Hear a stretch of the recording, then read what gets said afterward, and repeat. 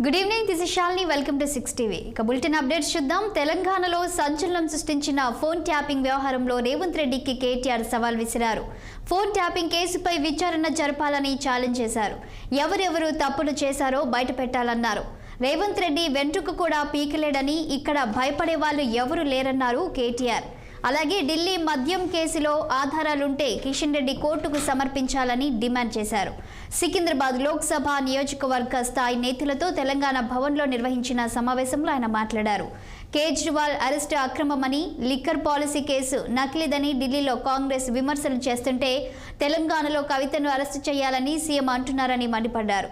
కాంగ్రెస్ పార్టీలో నాయకులకు మధ్య సరైన అవగాహన లేనందుకే ఇదే నిదర్శనమన్న ఆయన, ఈ సార్వత్రిక ఎన్నికల్లో ఆ పార్టీకి 40 సీట్లు కూడా రావని జోస్యం చెప్పారు. 100 రోజులల్లా అస్సలు పనిచేసే తెలివేమో లేదు, కరెంట్ ఇచ్చే ముఖం లేదు, మంచిళ్ళు ఇచ్చే ముఖం లేదు, రైతు బంద్ చేసే ముఖం కాదు, రైతులు చస్తుంటే రైతుల పొలాలు ఎండుతుంటే అలా పోయే తెలివి లేదు.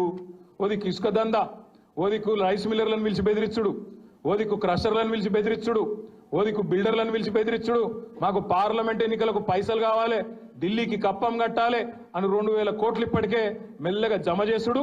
ఆ జమ చేసుడు బయటికి రాకుండా ఏం చేయాలి? ఇగో ఫోన్ ట్యాపింగ్ అవుతుంది, ఇగో ఈ స్కామ్ అవుతుంది, గొర్రెల స్కామ్ అవుతుంది, బర్రెల స్కామ్ అవుతుంది అని టీవీలలో తిప్పాలి, మన నెత్తులని ఖరాబ్ చేయాలి. అసలు కథ ఏంది?